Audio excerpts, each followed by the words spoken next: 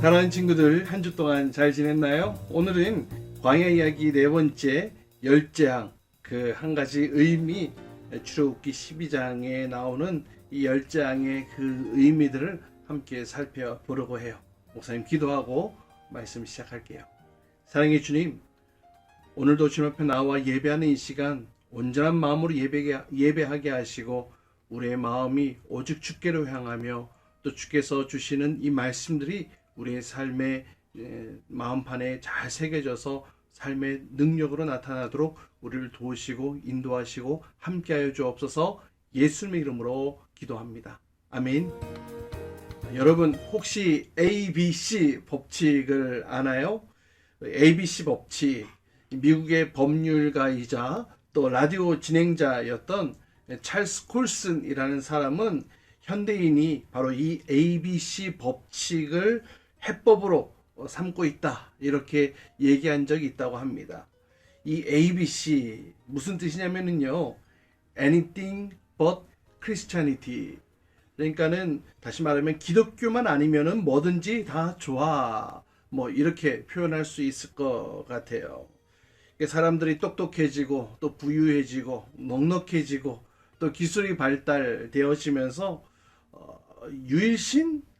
우리는 그 유일신에게 얽매일 필요가 없어. 우리 스스로가 스스로 살아갈 수 있어. 기술이 개발되어지고 또 수명이 늘어나고 뭐 이런 과학 문명이 발달되어지기 때문에 하나님은 필요 없어. 이렇게 살아간다라는 거예요. 오늘날 사람들이 말이죠. 그런데 과연 이렇게 ABC를 외치면서 하나님은 필요 없다라고 이렇게 외치는 오늘날 이 시대 사람들, 그러면 그렇게 잘 살고 있냐?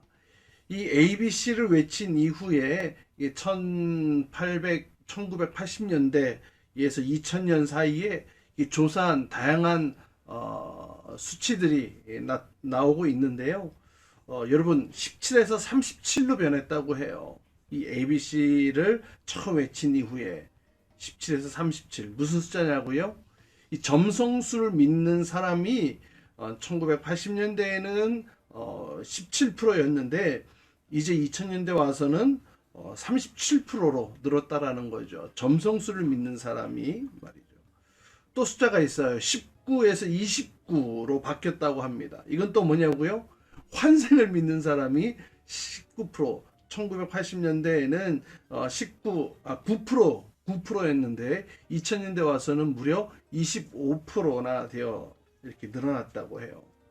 사람들이 하나님은 필요 없어라고 선언하며 살아왔지만 사실은 그 하나님을 없앤 그 빈자리에 다른 엉뚱한 것들을 채워놓고 있는 것을 보게 됩니다.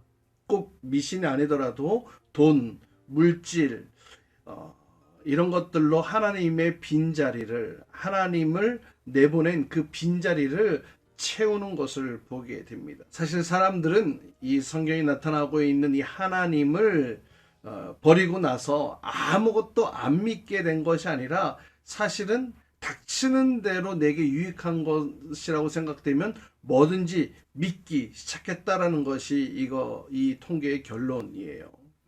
하나님을 버린 사람들, 어리석게도 자신만을 위한 뭔가, 자신만의 우상을 만들고 그것을 의지하기 시작했다라는 것이죠. 이렇게 유일하신 하나님을 떠난 사람들의 모습들, 성경에서는 어리석다라고 그렇게 표현하고 있습니다. 여러분, 의학은 발달되어지고 있지만 여전히 죽음의 문제에 대해서는 해결할 수가 없잖아요. 죽음 앞에 어느 누가 두렵지 않다라고 감히 얘기할 수 있겠어요. 이런 기술력, 과학기술은 발달되어졌지만 그에 반해 행복지수는 줄어들고 있는 것을 보게 됩니다. 법도 발전하고 또 다양한 종교들도 늘어났으니 갈수록 무질서해지고요. 자살률은 계속해서 높아져 가고 있어요. 이 OECD 국가 중에 대한민국, 이 한국이 여전히 지금 수년째 자살률 1위로 달려가고 있지 않습니까? 사실 하나님 외에 어떠한 답도 또 어떠한 의지할 것도 찾지 못하기에 인생을 포기해버리는 이런 안타까운 현실을 오늘 우리가 마주하고 있는 것을 보게 됩니다. 그래서 어떤 시인은 이렇게 표현을 했다고 해요. 하나님이 없다고 소리 지르는 자들이여, 당신이 하나님이 없다고 소리 지르기 위해서 하나님이 주신 공기를 마셔야 한다는 것을 왜 당신들은 모르는가? 무슨 말인지 이해가 돼요? 하나님 없다고 외치는 그 순간 여전히 하나님이 만드신 그 공기를 마셔야지만 이 외칠 수 있다라는 이 사실을 왜 모르냐, 이렇게 지적하고 있는 거예요.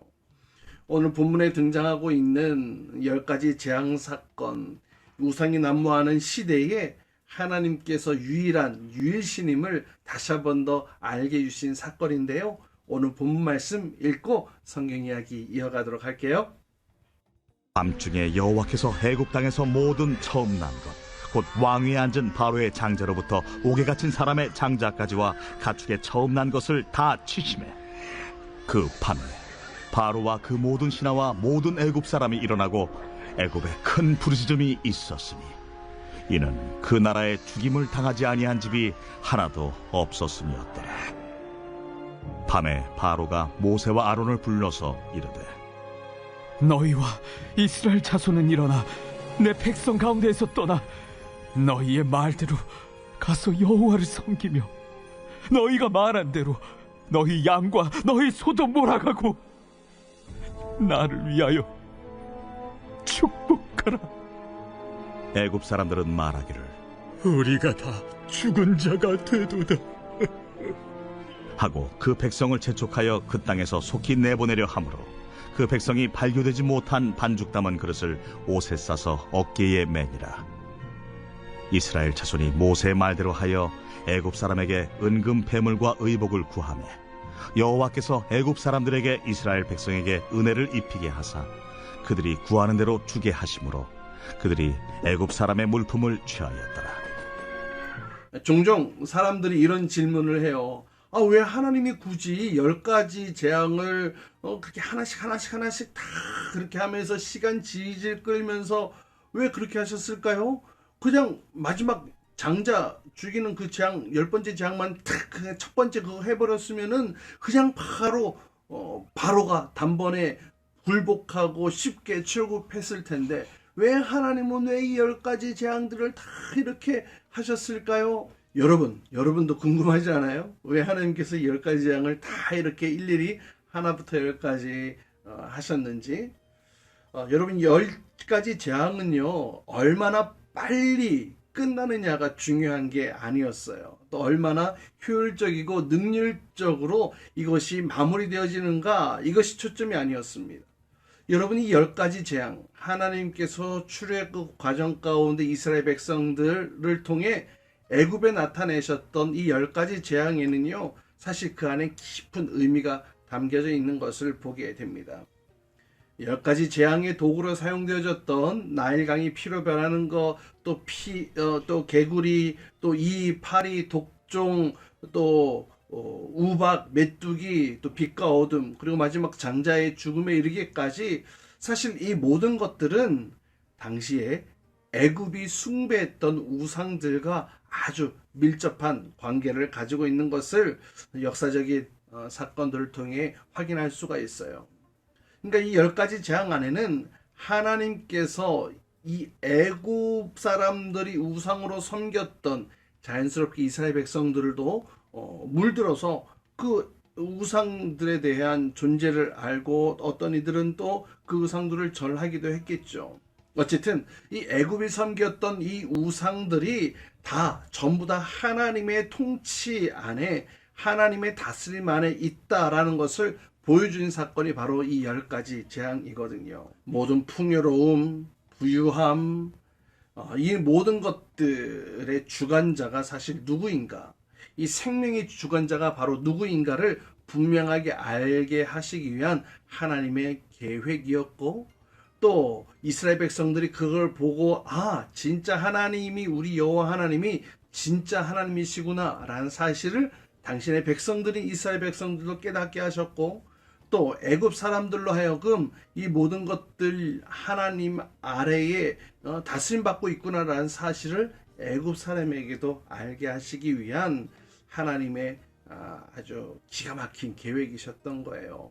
다시 말하면 한마디로 요약하면 하나님만이 진짜 신이야, 하나님만이 진짜야 라는 사실을 이 10가지 재앙을 통하여서 이스라엘 백성들과 또 애굽에게 공포하셨던 겁니다.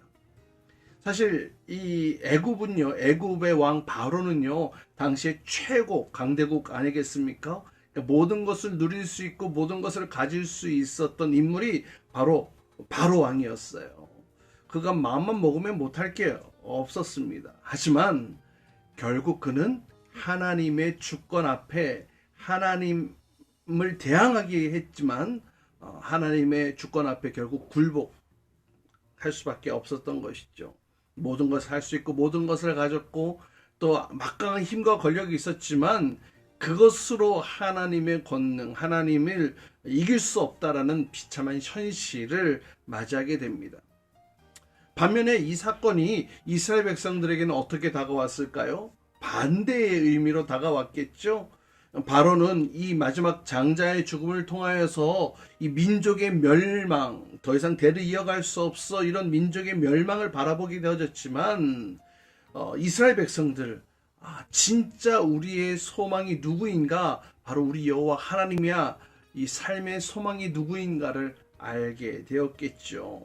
하나님만이 유일한 유일신임을 아는 동시에 구원의 소망이라는 이 어린 양의 피, 문설주, 피 바른 것을 통하여서 또 구원의 소망이 바로 여호와께 있다라는 사실을 또 알게 되어졌을 거예요.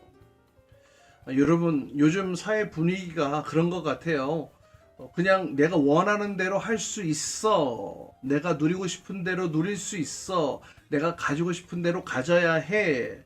이런 것들이 굉장히 중요한 이슈로 부각되어지고 있는 것 같아요.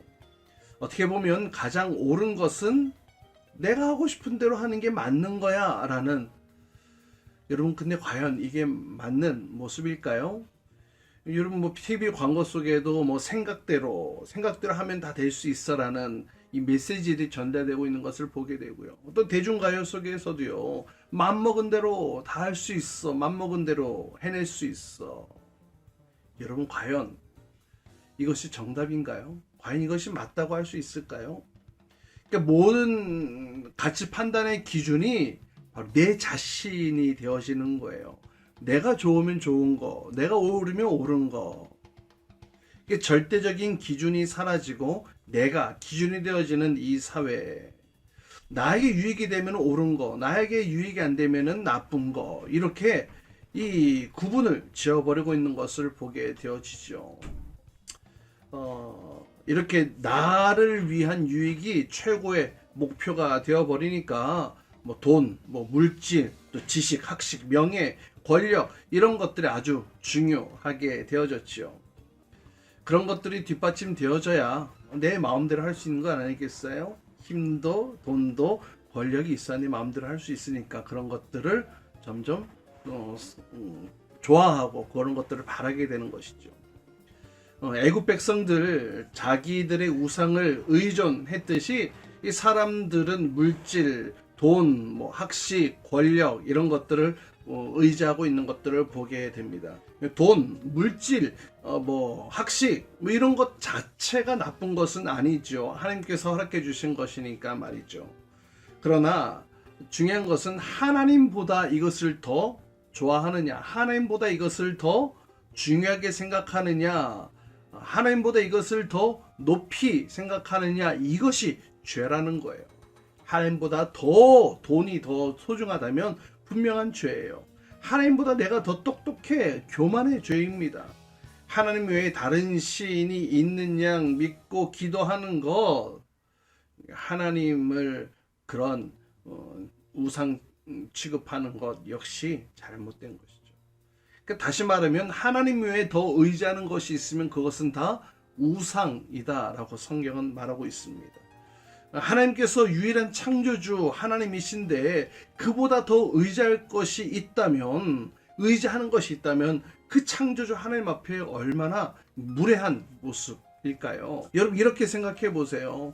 나의 친부모님이 앞에 계셔. 그런데 친부모님 앞에 두고 옆집 아저씨를 보면서 옆집 아저씨에 가가지고 아버지, 네 아버지 라고 부르는 일이 있다면 얼마나 기가 막힌 일이겠어요. 완전 황당하겠죠. 또 문제를 출제해 주신 선생님께서 답을 가르쳐 주시려고 서 계시는데 마치 내가 쓴 답이 맞아, 내가 쓴 것이 정답이야 라고 말하면서 선생님의 가르침에 귀를 막고 있다면 이게 얼마나 어리석고 황당한 모습이겠어요. 여러분, 하물며 나를 지으시고 창조하신 그 하나님을 망각하고 다른 것에서 해답을 찾으려고 다니는 그런 모습들, 얼마나 큰 어리석은 모습이겠냐라는 거예요. 우리는 바로와 또 애굽 사람들이 저지르고 있는 이 잘못, 우리도 혹 우리의 삶 가운데 저지르고 있지는 않은지 모르겠어요. 그래서 우리가 날마다 점검해야 될 것 같아요. 하나님보다 더 의지하는 것이 있는지, 내가 하나님을 아는 것보다 더 좋아하고 즐거워하는 것이 있지는 않은지, 바쁜 일상 속에서 하나님을 굉장히 소홀하게 대하고 이렇게 한 자리 쭉 밀어놓고 하나님 저기 계세요 이렇게 살고 있지는 않은지 우리가 매일매일 한번 점검해 봐야 될 것 같아요. 사랑하는 여러분, 우리가 하나님 앞에 늘 순종하며 살아야 할 줄 믿습니다. 근데 우리가 날마다 순종하며 살기를 거절할 때가 더 많이 있지는 않는지 모르겠어요. 하나님 의지하는 것보다 내 생각, 내 판단을 의지할 때가 더 많이 있죠. 하나님께서 원하시는 꿈이 아니라 내가 이루고 싶은 꿈, 이것을 더 소중하게 여기고 있지는 않은지도 한번 점검해 봐야 되겠어요.